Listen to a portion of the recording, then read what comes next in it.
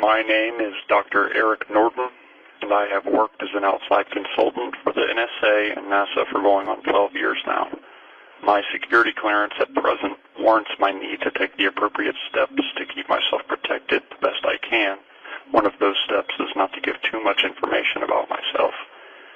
What I can tell you is that I have worked as an outside consultant on many projects led by our government, the U.S. government, including with, more recently, the Meteoroid Environment Office, or MEO, which is involved in several research projects with installations located throughout North America.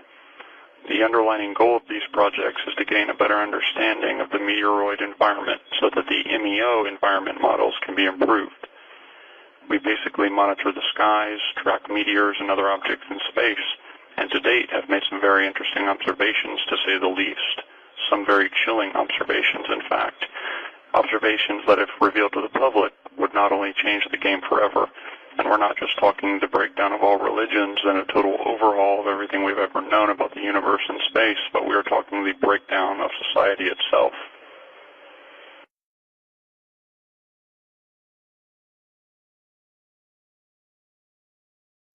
We are talking about a subject matter that, even up until today, carries with it a level of disbelief amongst the majority of the worldwide community.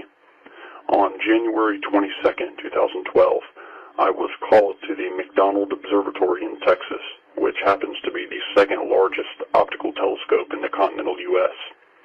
I received a phone call from an associate with the observatory and was booked that night on a flight out to Texas, where I was met by an agent reporting to be with Homeland Security.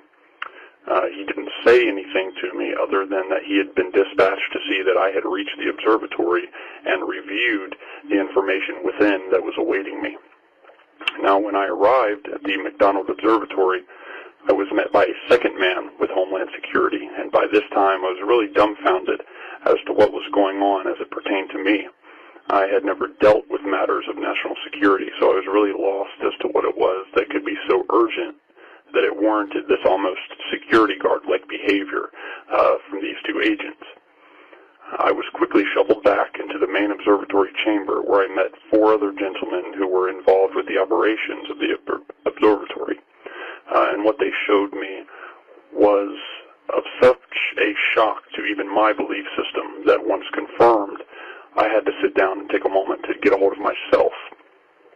What I saw, I can best explain in my own words as an array of massive three-dimensional black structures in space, in straight-line formation, advancing in the direction of planet Earth. I know this because I was shown images taken 3 months prior which depicted the very obvious course of direction by these things, which had moved millions upon millions of miles closer within just months.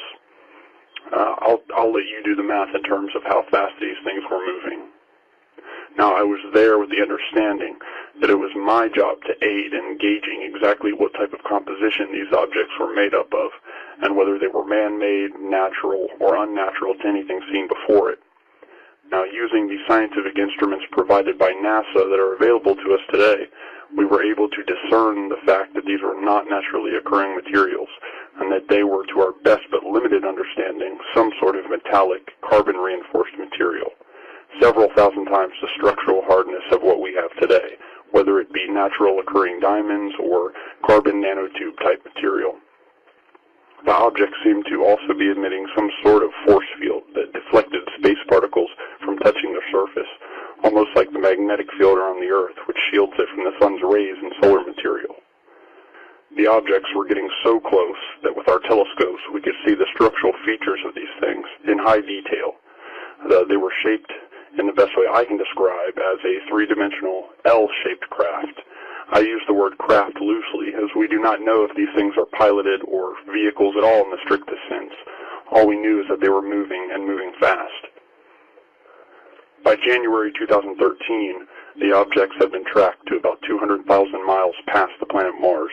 Once they reached this point, almost instantaneously the objects vanished from our telescope lenses. I mean completely vanished, and as if they had activated some sort of invisibility shield at the flick of a switch. That's the best way I can describe it. We couldn't see them on any form of radar we have or any other visual medium available. We were left scratching our heads, and by this time, I knew that the upper echelons of the U.S. government were worried about these things because I was under a constant 24/7 guard by Secret Service agents who kept a close eye on me every single day since late 2012. I did not go home, go to the grocery store, or wake up in the morning without the reality of knowing that I was being watched. Some very powerful, high-up people were keeping an eye on me and the work that we were doing regarding these objects. Although I was never told about this, it was obvious with what I saw going on around me and the personnel involved. So for nearly the entire year of 2013, we watched the skies in disbelief of what had occurred. We didn't know what was going on or where these things were. According to my calculations, these things would have been so close to us by now that we would have no problem seeing them in the night sky had they stayed visible to us. But as I said, we didn't know whether they were still coming in the recorded direction or if they had simply left the solar system altogether. We just didn't know enough to gauge what was going on and what these things are really here for. I was sent home awaiting orders to continue my work if needed, and for some 6 months I did not hear so much a phone call regarding the situation. It wasn't until all of this commotion regarding the government shutdown, particularly of all the space surveillance projects, that I made some calls to see what was going on. Sure enough, what I had feared the most had been confirmed after I contacted a close friend whom I had worked with confidentially on this project at the McDonald Observatory. I asked him what was going on, and was there something to all of these space monitoring programs being shut down, including NASA, and was there cause to worry? My colleague sounded extremely unnerved when I spoke with him. At one point, it was almost as if he was trembling in his speaking. And I asked him, what is going on here?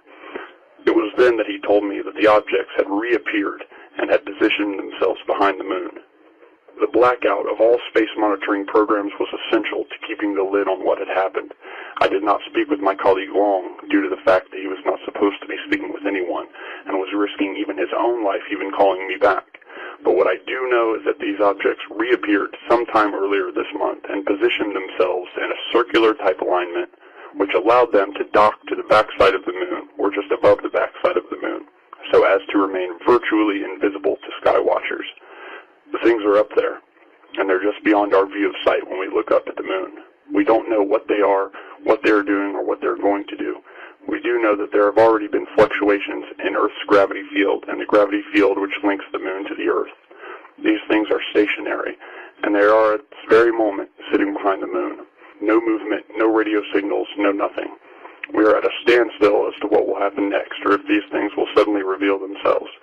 It also calls into question just what it is we think about the moon, and is there a reason these things chose the moon to begin with to migrate to? You also take into account the recent ballistic Topol mission launch led by Russia, which was witnessed from space by Italian astronaut Luca Parmitano after having seen a strange afterglow above the Earth which looked like a missile contrail. The thing that is strange about this is that the Topol missile uses solid fuel as propellant, so it cannot have been the dump that the astronauts saw. I'm not sure now what caused the cloud, but it's clearly associated with the missile itself. Now couple that with the recent shutdown of NASA and the furlough of 98% of its employees and the shutdown of the International Space Station's live feed, and I think you can start to get the picture. They're definitely hiding something, and I've done my best to describe what that is here today.